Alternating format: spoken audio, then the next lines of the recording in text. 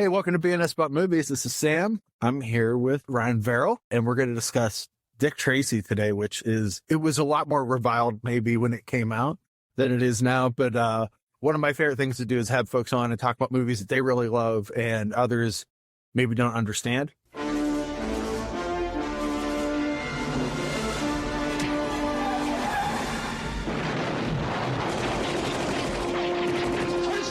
Tracy!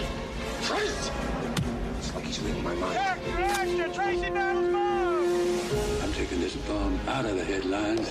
I'm rubbing him out. Hey, Tracy, watch out! You think Tracy to me? I say we kill Tracy now. You challenge me, we all go down! Are you gonna arrest me? I want to know who killed Lip's man. Not the bad, big boy, not the bad! I know, and I'm gonna miss you, but all's fair in love and business. Whose side are you on? Side I'm always on. Mine. What? What's the word out? That's territory! It's my territory now! Everything he owns, I own! Move in and take your positions. Okay, boys, let's go. And you, guilty of attempting to bribe an officer of the law.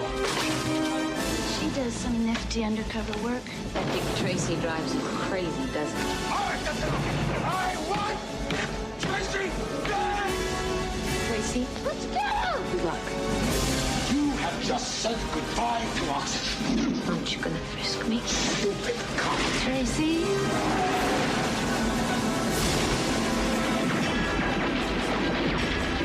Warren Beatty is Dick Tracy.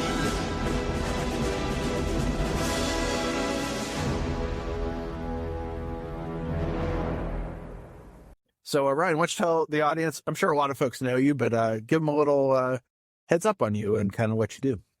Sure. I have a YouTube channel primarily called The Disc Connected, where I do a live stream every week on Thursdays just to run down all of the physical media announcements for the week. I literally break down every single English language friendly release worldwide, share the supplements, thoughts on the companies behind them.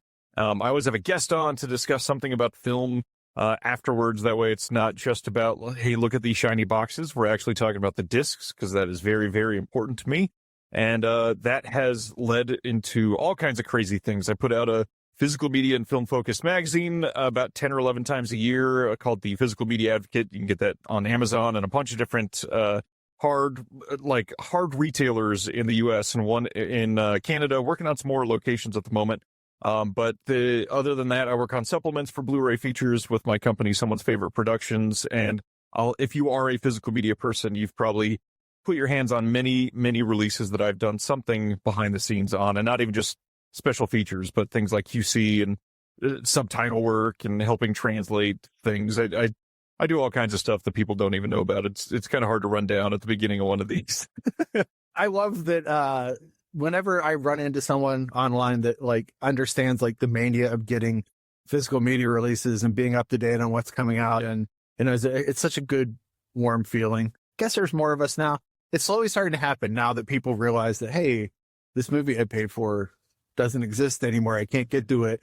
And this always happens on the holidays when someone at work said it the other day, like, I can't watch Charlie Brown Christmas because it's on Apple TV. I said, Stuck on Apple. yeah, I said, you know what? Like, you can buy the DVD of that. I don't have a player. I'm like, you can get a DVD player for $30 probably at Walmart. Like, this is not a hard thing to do. Yeah, I have a feeling, and I've been hopeful about this for a long time, that this would have a resurgence. But this year specifically, with the political changes, with the economic changes, with some of the, Netflix and Warner Brothers of it all that we're all facing right now, I have a feeling we're about to see a giant increase in not just like popularity, but people genuinely saying, man, this is actually going to affect me. And so I have to care about this now. It's funny because I noticed when we were talking before we started recording about, I went out to Iowa last year, and like they had like 3 aisles or 4 aisles of Walmart, because like when you get to the middle of the country and like smaller cities, you'll find like a much larger physical media thing within Walmart versus like a lot of the ones we have that have comparatively a half an aisle and it's all behind glass. Do you know what I mean? But then still, like, it's amazing that like groups like Caravision are getting stuff out into Walmart now. I got the WNFU special there. I mean, I already owned it, but I was like, you know what? I need to buy it at Walmart. Yep. And like that, seeing those kind of things makes me really hopeful. This year, I mean, they had a display at mine for DVD players. I was like, cool. Like, I hope people are going to start getting them and using them. Impressive. Yeah. So then I still have friends that are like, oh, why do you have all these? Or, this takes up so much space. And I'm like, yeah, so did VHS, but this might compromise. It's like, if this was VHS, it would be the whole house just for movies. So it's like, It's true. so you picked Dick Tracy to talk about on the show. I don't know if you have to defend it. You don't have to defend it from me, but It's been ups and downs throughout the year, though. That's the thing. It depends on like what the wind is blowing right now, because some people truly hate this thing. yeah, I remember when I went to Disney the year it came out, I was probably 14 or 15, and it was all that was in Disney. Like there were and like as somebody that grew up reading the comic strip, I was very obsessed with Dick Tracy and the old 60s cartoon and stuff. You know what I mean? Like I was so excited about it. It's one of those properties kind of like The Shadow and The Phantom, like the post Batman Tim Burton boom that like got turned into movies. And I always think like, who wants this movie outside of me? Like it's a mainstream audience. Like nobody knows Tess Trueheart or any of these characters. And I was joking about the other day because there was a Laurel and Hardy movie made with Bronson Pinchot in 1999. And like, anyone that cares about Laurel and Hardy is going to hate this movie. And anyone else is like, what the is this movie? It was a huge movie. Like the budget was crazy. Yeah, the budget was crazy. They put, more work into something like this than you thought anybody would ever even consider. Yeah. And I won't say that it paid off necessarily, because this film technically still like barely made money, and after marketing and all that, it probably is a net loss overall. But it is a massive cultural impact. And then the things that you can defend this, I'm kind of excited to break down some of this with you, because it's such a unique like microcosm of Hollywood in itself, in a way. Almost anybody, it's not like a Cannonball Run movie that has cameos, right? You're just cameos. But almost anybody that meant anything at that time is in this movie. You get these like super high end actors that everybody knows, but like for folks that love, I'm not gatekeeping, but nerds, I should say. I make fun of myself. Right. Mary Warnock's in it. And like when she showed up, I was like, holy cow, Mary Warnock's in this movie. And like it's a very small role, but it's like, wow, that's awesome that she's in it. I mean, the big thing here is I have two young kids. I've got a 9-year-old and a 10-year-old, and they are in the process of becoming cinephiles. My 10-year-old, who's about to be 11, is already there. He's asking to watch things that he sees around my room with physical media. He's begging to be able to watch these random movies that he has no idea what they are. Like he'll read my wall, and the other day he asked me if he could watch The Swimmer. I'm like, oh my God. It's not really. Will your child be changed when they watch The Swimmer? Hopefully, like I will. Whatever the poster says, like you will be. Will it change you? Like, well, I've got to be on my way. I'm swimming home. You're swimming home? I figured out there's a river of pools all the way to my house. Crazy idea. I think it's a brilliant idea. Well, what are you doing it for? Why do you want to do it? I think it's very original. I mean, I think it's an adventure. Come with me. That's amazing. Wow. I love that. So, I mean, stuff like that is exciting, but this I really want to defend in a way is like a gateway film, because, the whole modern sensibility behind film criticism, like the first thing you hear everybody talk about is just complaining about comic book films. And I'm not going to say the same thing, because they have their place. These are here to entertain a certain crowd, be popcorn films, make certain studios a ton of money so that they can fund a bunch of other smaller films. I'm all about that. Watch it, enjoy it. If that's your thing, no big deal. I even loved a brand new comic book movie from 2025. I never thought I'd say that, but I thought it was great, that being Superman. But this is the movie that you can literally approach people about right now and say, listen, there are comic book movies that mean a little bit more, that are a little more faithful, that can open up whole new worlds that are not shot to look like crappy Netflix backgrounds. And this movie in particular, we got to spend some time talking about the production design and art design of this film, because it's literally Oscar winning and we don't give it enough credit still.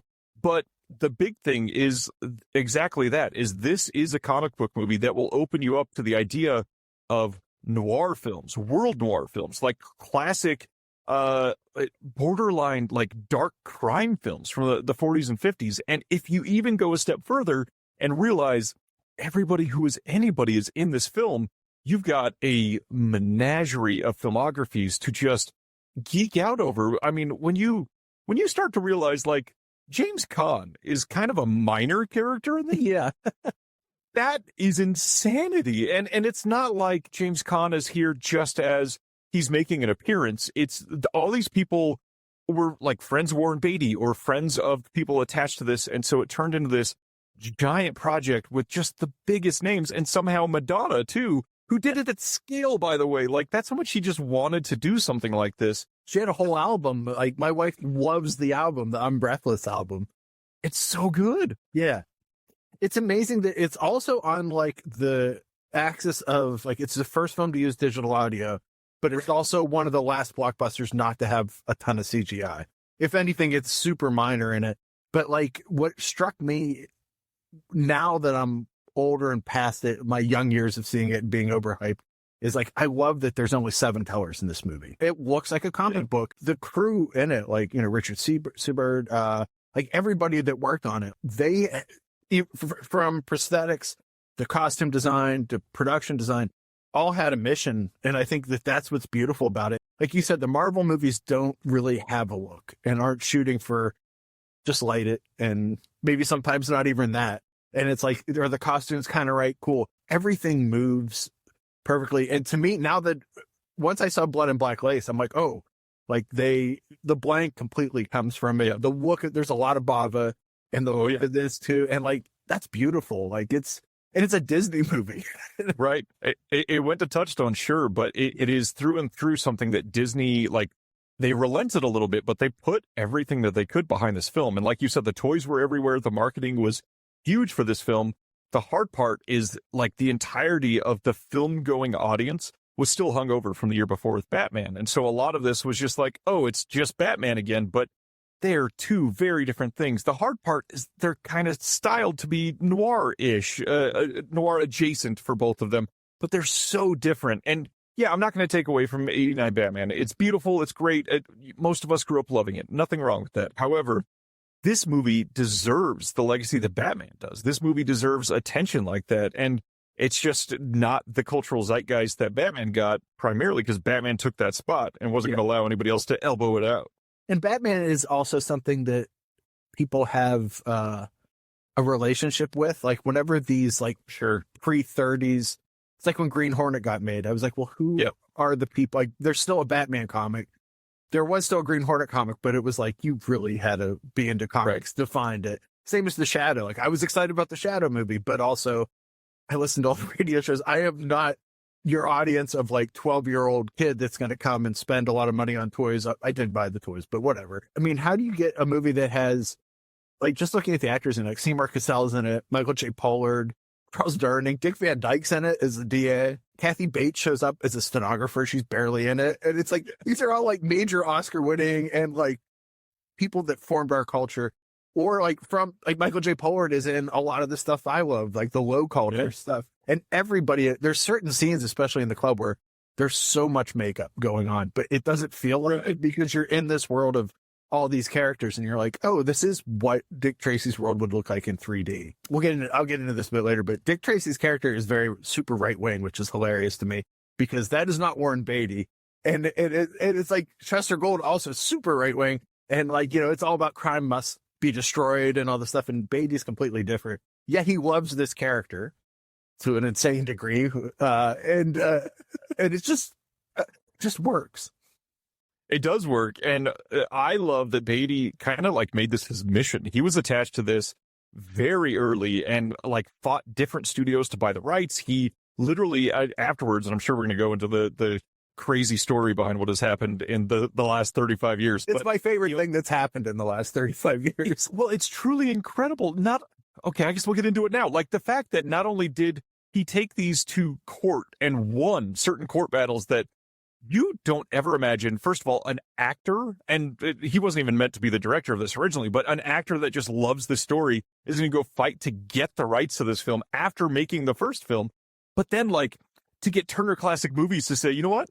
We'll let you put on a 30-minute TV special. Oh, that's not enough? Let's do it again in 10 years. Like, let's just hang out. I hope Warren Beatty lives long enough to do another one. That's like my drag. The last one is crazy because Dick Tracy, right-wing Dick Tracy, is arguing with Warren Beatty. They're completely separate characters. They're in different screens. The whole thing is just nuts. Did you tell Beatty you were impressed? What did he say? Well, we don't talk. You never talk? Well, no. You mean you're not on speaking terms? Well, I guess you could say that. I'm sorry to say. So, did the two of you have a falling out? I guess you could say that, yes. But why? Just something that happened. Well, it goes back, way back. In retrospect, it seems sort of silly. I regret it. Well, I regret it. He just never bothered to show up for a very important meeting that I had set up, and yeah. What was the meeting about? I guess you might say it was about the seriousness of movies. So the seriousness of movies was something you disagreed on? Well, justice. Justice is serious. It's on at like 2:30 in the morning.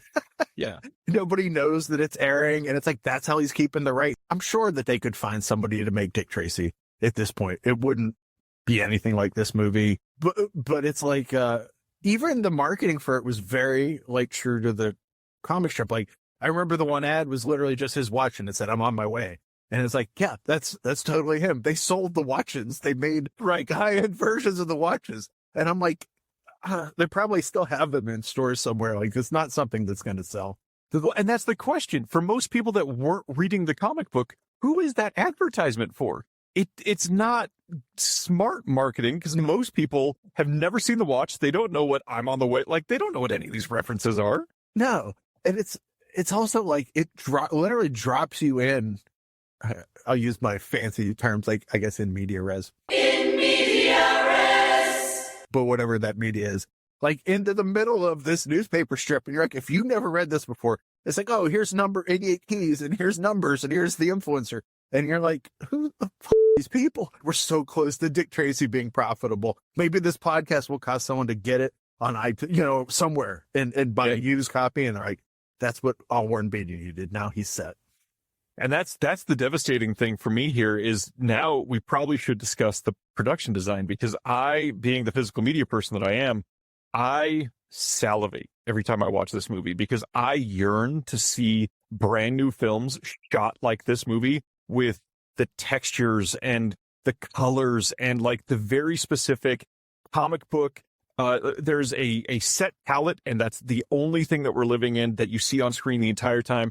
Warren Beatty's hat and like overcoat that he wears, it blisters off of the screen in this film. It is always like blinding, perfectly yellow, and that's exactly how it should be. And it's stylish, but it's not stylish like to undercut the substance to this, because there's still so much of this film in a couple of plot lines to a fault. And I'm not going to say this is a perfect movie, because it falls apart in a couple of the plot lines, sure, but the production design alone is what makes this movie like historically necessary. You see effects pulled off in this movie that are still mind-blowing, that they pulled it off on like shot on film in 1990 this way. It is gorgeous. The miniature work here is just stupid. And also, like, everything stays within the frame, just like a comic frame would be. And that's really hard. We're not used to being locked into those things anymore. Yeah. I don't know if you feel this way. Like, I see so many like made for streaming movies, because that's what gets sent to me to review. And it's like, nobody thought to balance the colors in this. Nobody thought to like, what is the color palette? Like, what is the look we're trying to get for this scene? How is this scene different? And this is a movie that is obsessed over. I can't think of anything that's come out in the last couple of years that feels, there's a few, but it's a handful, versus like, this is like the end kind of old Hollywood filmmaking. Yeah, I mean, a lot of things that are coming out, that are especially made for streaming that are never going to get theatrical, they're using like these required presets depending on the streaming service. So they all lack this depth or texture or whatever, and then they're like color corrected to be identical, everything across the screen, because they think algorithmically they have the answer to what people want, and it's not the case. And then what's amazing to me is you see some of these films that have no CGI. You see these things like that are coming out that are shot on film in 2025 still that look stupendous, and I don't know about everybody else, but for me, like, I yearn to see more and more of those. I mean, Sinners is a great example this year. Like, it had CGI. There's stuff that is digital in Sinners, but based on the texture and the depth and the shot on location feeling of most of the film, that stuff is not a big deal. But if I'm watching something that, I don't know, like, is borderline almost like a computer game that's coming out on Hulu or whatever, it's not the same. It's not something that it feels like it penetrates your eyes in a unique way. And I think a lot of critics called that out when it came out. They're like, oh, this looks too bright and too weird. And like, It's supposed to. yeah, I know, right? The other big thing for me on this too, when we start talking about production design and art design, you already mentioned the makeup, but it is so uniquely comic book. I mean, we haven't even said the words Al Pacino yet, I don't think, this whole thing, but he is like one of the standout pieces of this film, and he looks ludicrous. Like, if you walked by this guy on the street, you'd be like, what the hell am I even seeing? And he is made to be this like almost angular villain. He's got such a unique shape, and it is primarily because it is a comic book, like, inflated from a flat panel to look like it should in a 3D world. And based on that, you're going to get these tiny faces in the middle of a giant head, these super bulbous chins, these really angular, focused, like, comes to an actual 3D point of somebody's chin. And that itself, yeah, it's ludicrous, but in this world, you fully believe it. It is so immersive. And I think that's what's amazing is, like, we've seen you accept that because of how Chester Gould drew and his assistants. And like, yeah, like, that's the world of Dick Tracy. But now suddenly we're in this somewhat more realistic world, yet these things still move into it. And it's like, and I love that about it. It's the part that reminds me of Batman a bit is, like, I like the production design of Gotham City is the best thing, I think, of the Burton movie, especially like there's Zeppelins in Gotham City. Yeah. That's like very inspired to me. Like, that it lets you know that you're not in our world anymore. That's what I love about this, because it feels like so many comic book movies today, and I'm not hating on them. I actually like a lot. I grew up reading comics. It's exciting to hit comic book movies, but they look like our world, and I don't want it to look like my world. Like, the Spider-Verse movies work better than the Spider-Man movie because, yes, they're animated and stuff. The hype for this was so real. I could not wait for this movie to come out. Like, it was like similar to Batman. The year Batman, I don't know if anybody that's younger listening to this will understand what it was like to live in the year the Batman came out. Like, it was ever, and also being like a huge comic reader, everybody's like, well, this is the wrong person to play Batman. And which is, you know what I mean, completely been disproved now. But like, if Twitter had existed back then, that's all people would have been talking about. Like, people were losing their minds, and it's like, no, it works. Yeah. It's fun. I was just going to say, I feel like every one of the major franchises in comic book worlds has had that Batman moment. And I feel like most of them have been disproved at this point. And that's the thing, is if it's a good enough actor, that should never be an argument. God, I shouldn't bring up the Snyderverse, but I will. It's like with those movies, they're like, I get that people like the look of his films. I get that they liked it. But to me, they feel like cutscenes from a video game that I'm not getting to play. Right. Or like I'm watching someone else play a game. I want immersion to the point where I'm not like, wow, cool shot. And this has nothing to do with comic book films, but for last year, that's why I was kind of baffled that everybody loved the animated film Flow. I love animated films. I watch a ton of them every year. Flow came out, and I was like, this feels like like something off of Steam. This feels like a 85-minute, I don't want to say cutscene because it's like a full story, but essentially that. And the movie was fine. The story was good. It was enjoyable, but I could not understand the like overwhelming love for that visual style. But if you're into it, cool, but not for me. Paul Cervine is in this movie. Like, he's good enough to be your only bad guy, right? And he's a very minor character in it. Like you said, James Caan's another one. It's like Dustin Hoffman. All these people are in it, and you're like, wow. Henry freaking Silva, Manny Patinkin. Yeah, there's so many here. Yeah. William Forsythe too. It's like, wow. Hell, even Catherine O'Hara era, like right after Home Alone stuff. And I mean, not only that, the Oscar-winning makeup, and I believe, if I remember right, I think Pacino even won, or I know he was at least nominated. Yeah, that's what's wild is like this. I don't know if that happens anymore, where it's like now comic book movies are, yes, they're like kind of, like you said, throwaway, kind of, they're not considered like Oscar-worthy spectacles. Right. Whenever people get upset about two things I always tell them about comic book movies, they're like, well, I'm burned out on them. I'm like, you should burn out in the 40s in 30s and 40s when every movie that came out was a Western. Do you know what I mean? Like, we will never know burnout like that, where it happened twice in TV and in movies where that's all there was Westerns. So, and often it was the same story. That's the funniest part. They ran out of stories and they were recycling film noir movies to make Westerns out of, right? Now it's like that moment of it's in theater I can buy it at Walmart or Target or whatever is this short. And it's like, it's very different.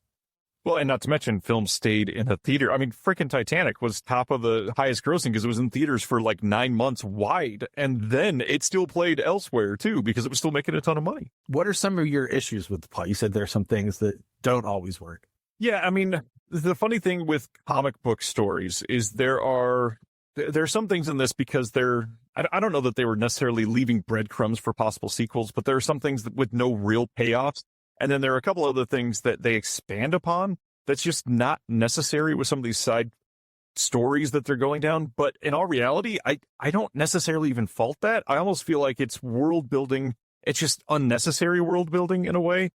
There's also, you know, if you're trying to lean towards realism, which they're really not, there's a lot of things that are contrived in this film in regards to, especially with like a lot of choices being made. It's not necessarily, oh, they would never not get hurt in this scene. It's just, yeah, who would ever in their right mind choose that? Like there's one scene where they're down in like the little mobster meeting area and they say a couple things, and the dialogue, because it's so comic book heightened, you have to think for a moment, like, nobody talks like that. And then you realize, no, nobody talks like that. This is a spectacle. This is an event film that I'm here to literally read a 5-panel sheet on the left side of a comic book and flip the page and get amazed because now on the next scene. I remember all of you from when I was nothing. Pruneface, you tossed a firebomb in my car one night. Give me a lot of trouble, but I forgive you. Mocha, you put 3 slugs into me, but I lived. I forgive you too. I owe everybody at this table a little something. But I forgive all of you. Why? Because I put the past in the past. However, a boss who cannot see the future becomes a liability to everyone concerned. There's this giant action set piece, and Warren Beatty is perfect for this. And that's why I love this, because, yeah, a lot of it kind of doesn't make sense. But it's also, in a way, like a vanity project for somebody that's not about him. It's like a vanity project for a character he loves. And he's just like, screw it, we're making the best possible movie that we can. Let's just have a great time with it, make it look great. And I think he was super successful at that. Let's go. Big Boy Caprice, Flat Top, Prune Face, Mumbles, Lips Manless, and the Blank are out to get the greatest detective of all time. I'm rubbing him out. I want him dead. Nobody touches Tracy but me. Tracy. Tracy? You mind if I call you Dick? When it's time to fight crime, he's your man. Warren Beatty is Dick Tracy. This film has not yet been rated. Starts Friday, June 15th at a theater near you. When was the first? Did you see this in theaters when you were younger, or was this a later in life find? Yeah, so I definitely found this in the mid '90s. I was probably so I don't remember exactly when, but thinking back to my life, I have a feeling my dad probably showed me this because I was obsessed with Batman the Animated Series. It was my entire life, and this is like almost the better version of Batman the Animated Series in film, in live action film. And it was a blast. And not to mention, my parents got to enjoy certain things that they liked. I mean, there's freaking Madonna, there's Al Pacino, there's all these people that they've seen in films growing up. And here I can watch with my kid who's suddenly like, oh, they've got Tommy guns and they're doing all these crazy things. So yeah, it's like I said, it's a nice bridge the gap sort of film for multiple things. I mean, the keys to old Hollywood in this film are crazy. If you've never seen this, like, just the amount of things that this can unlock for you that, oh, it's that guy from that one movie. Like, it's incredible what you can find. That's interesting to me. You said you're trying to get your sons into movies. Yeah, I mean, there's a lot of things. And I was raised in a house like many of your listeners probably were, where it wasn't that it wasn't that I was allowed to watch everything like many of your listeners probably, but I was much more open. Like, nobody gave a crap about violence in movies. And as long as it wasn't like full blown penetration happening, like topless nudity was fine, or even like a full frontal scene is like no big deal. Like, that's just humans. But nowadays, like, the sensibilities behind, showing that to kids is looked at a little bit differently. And I understand that. Plus, my 2 kids have autism, and the development there is slightly behind some things. So we're trying to figure out the right ways. But this year is the first year where I found they're both, because they're only 18 months apart. So it's hard to do family movie when one of them, if I had a 3-year-old and an 8-year-old, those aren't the same things at all. But 9 and 10, where they're so close, we finally found, hey, you're old enough, you're liking things that aren't just animated films. So let's try these kind of the same thing. Like, they're bridging the gap films, things like 2019's Crawl. It's kind of violent, but it's animal attacks. It's something that they can understand. I shouldn't be hanging out with alligators. And so if I watch this movie, there's no sex in it. There's not even any nudity. We can laugh at the CGI, and all of that sort of thing is interesting for kids and all this. But my favorite thing is, especially my oldest, he has, again, like, gotten the desire to see more of these. Or like, we get done with Crawl and he asked me questions about, well, how did they make that with alligators? I went, no. Remember how I told you this one scene looked kind of funky? That's because it wasn't a real alligator. And he's like, man, I wish I could see them doing it. I said, hold on. We're watching this on a Blu-ray. There's a bunch of special features where they filmed this on a set, and I can show you how they use CGI to enhance this. And he was thrilled with it. I mean, there was one time, just following that, it was October, and we keep telling them this is their version of like horror movie marathon, where every 2 or 3 days we'd watch one more movie. So it's not really a marathon. But we showed them both Paranormal Activity, and my oldest loved it so much that he came home from school the next day and watched it again. And he has never done that with any film before. And this kid sat down and read the booklet out of the second sight release with me, like sitting right next to me, falling in love with the story of how did they make this with only like $15,000. And it was just amazing to hear him asking questions and be enthralled. And now, not to make it all cheesy, I just found out he's literally writing an essay about the Paranormal Activity franchise in school right now. And he's in 5th grade. That's awesome. Yeah. I think my dad tried to do that, and it was harder in the analog days. But I remember, like, when Live and Let Die was on, he made me sit down with him and watch it, because he's like, there's a scene where he jumps across these alligators. He goes, and I don't know when this is going to be on TV again. He's like, but this is the coolest thing ever. And wait till you see it. There's people in Dick Tracy that I love that are like such minors, like Charles Fleischer, Roger Rabbit is in it. John Shuck's in it, who was on McMillan and Wife. And it's just like, there's that level of people that show up. And like you said, like, there's Madonna and James Tolkien and Al Pacino and Hoffman and stuff. And it's just like such a wild cast. I'm scrolling through the cast now, and it's just like, this is a great movie if you're into the Kevin Bacon game or connecting people through movies. This is a very good one to have.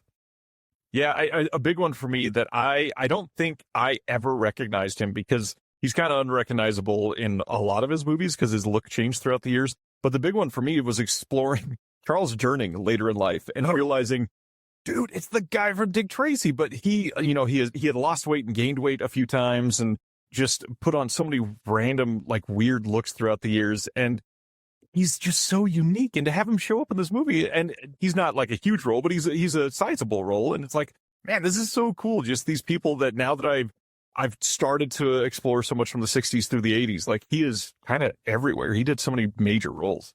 From straight, like, yeah, and Spock's mom in the Star Trek remakes, that was a heartbreaking moment. I'm glad that, though, it's really good to hear that your kids are getting excited about that. And I think that's a really neat way for you guys to connect and put it. Have you shown them this movie?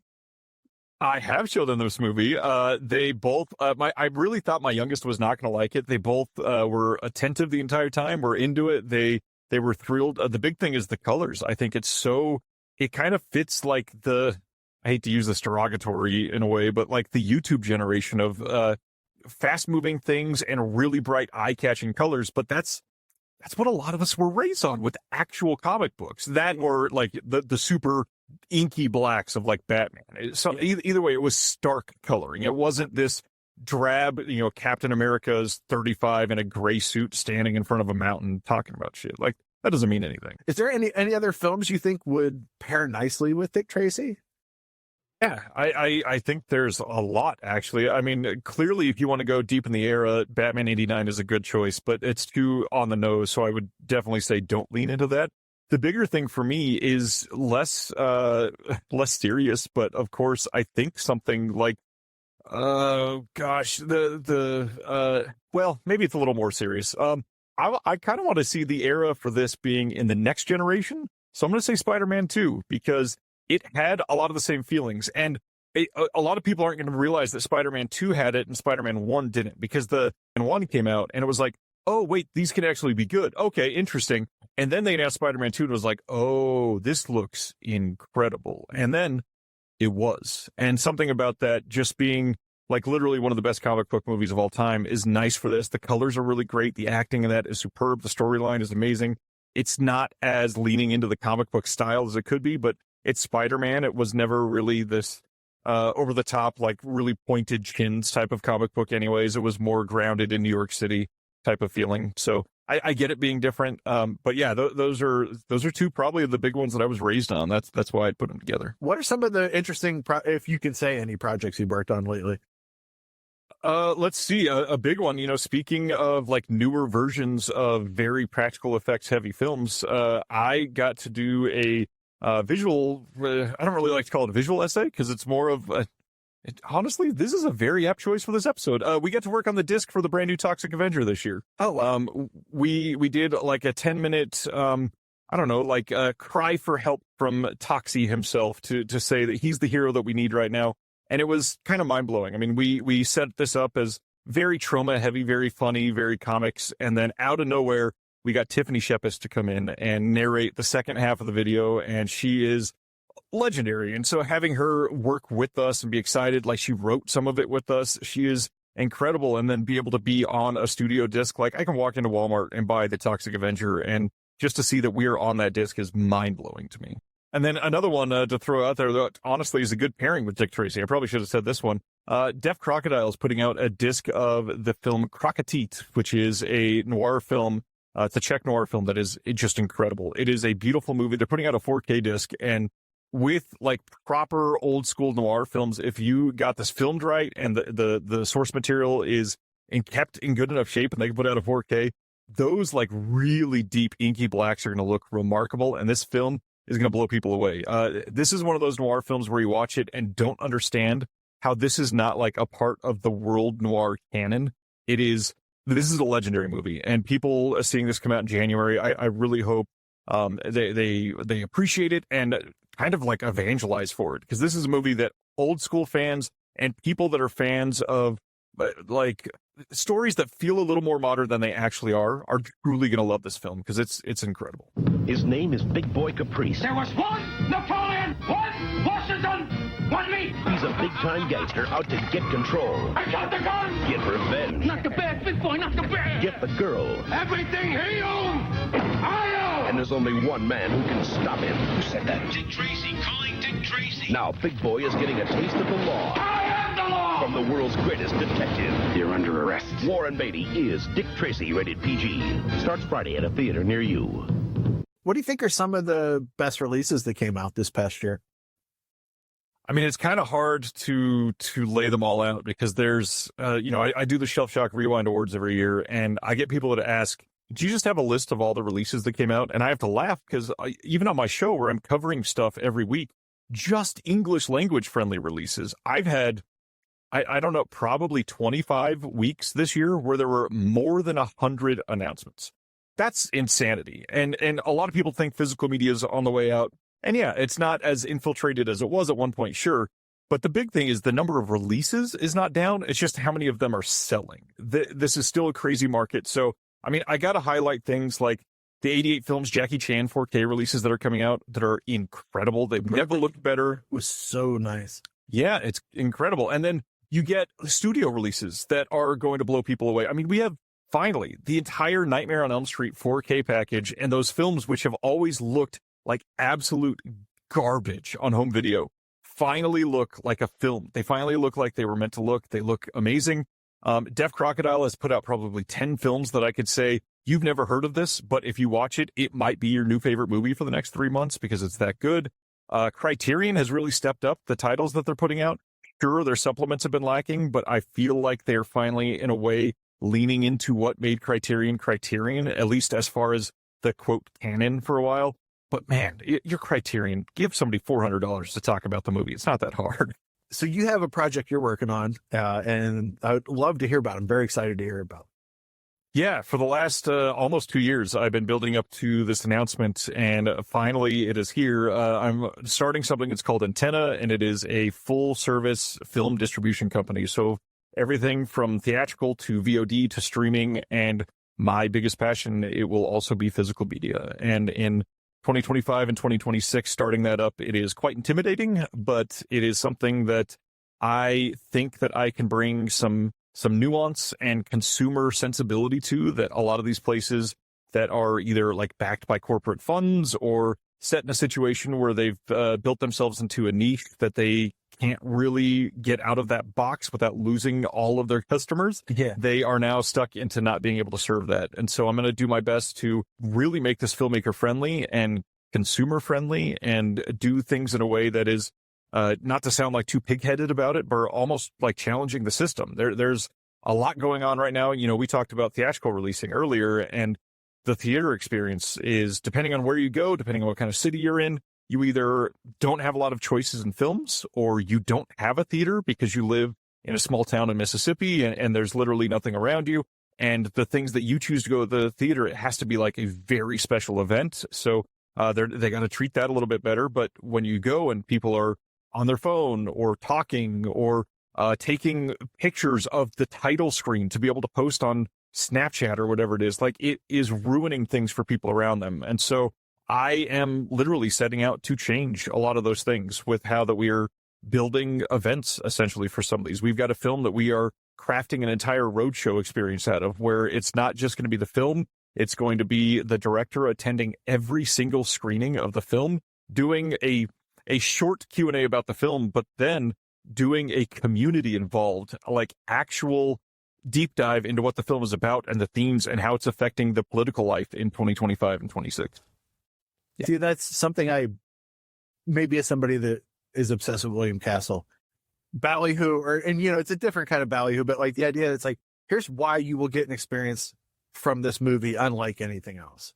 As someone that lives in a town where the closest theater to me is 30 minutes, I'm not going to be able to hear the movie in the theater. You're not going to, also, like, what gets to play there is not going to be, you're lucky in Pittsburgh where this movie might come to town. There are two or three or four art theaters. I'm hoping that they start programming stuff, but yeah, that's super exciting to hear. It is. And, publicly, we are just finally announcing in January of 26 that this company exists. But behind the scenes, we've signed quite a few films. We have already, I've taken more meetings with filmmakers in the last 3 months than in my entire life combined. And so hearing the way that these people are pouring their entire life savings, their actual, I know it's an overused term, but like actual blood, sweat, and tears into making some of these movies.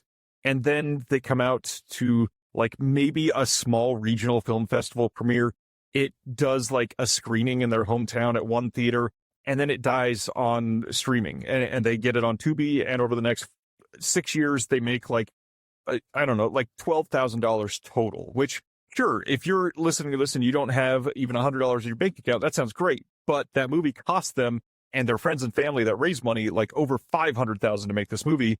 What is the point of this? And so I think there is a way for us to approach these situations in a way that is filmmaker friendly, that will give them a larger chunk of certain portions of the process, and then allow their film to actually survive. Because so many of these movies that are playing a film festival and then literally disappearing because they don't have distribution for any part of the process after that, maybe they can't get it on streaming. They don't have anybody advocating it for them, so they're not on VOD. They're not in any of these places.